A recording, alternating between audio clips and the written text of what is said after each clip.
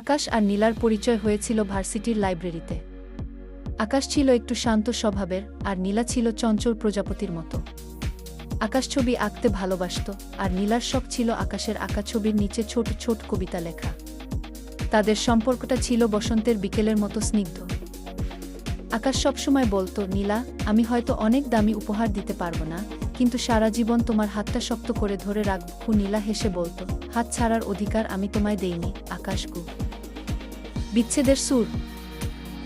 সবকিছু ঠিকঠাক চলছিল, কিন্তু হঠাৎ করেই নীলার বাবা মা তার বিয়ে ঠিক করেন এক প্রবাসী ব্যবসায়ীর সাথে। নীলা অনেক চেষ্টা করেছিল আকাশকে বোঝাতে, কিন্তু মধ্যবিত্ত পরিবারের আকাশ জানত তার বর্তমান পরিস্থিতিতে নীলার দায়িত্ব নেওয়া কঠিন। তবুও সে হার মানতে চায়নি। সেদিন বিকেলে শেষ দেখা করতে এসেছিল তারা। আকাশ নীলার হাতে একটা নীল রঙের খাম ধরিয়ে দিয়ে বলেছিল, বাসায় গিয়ে খুলো। নীলা তখন কাঁদছিল। সে ভেবেছিল হয়তো আকাশ তাকে পালিয়ে যাওয়ার কথা বলেছে, কিন্তু বাসায় ফিরে খামটি খুলে নীলা দেখল সেখানে কোনো চিঠি নেই।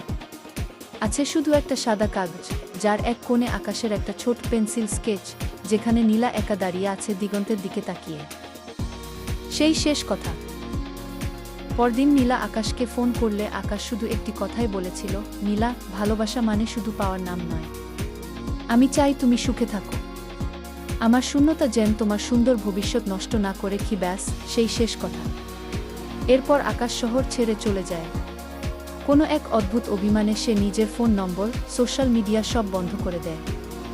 3 বছর পর, আজ নীলার বিয়ের 3 বছর। সে তার স্বামীর সাথে একটি আর্ট গ্যালারিতে এসেছে। ঘুরতে ঘুরতে হঠাৎ সে একটি ছবির সামনে এসে থমকে দাঁড়াল।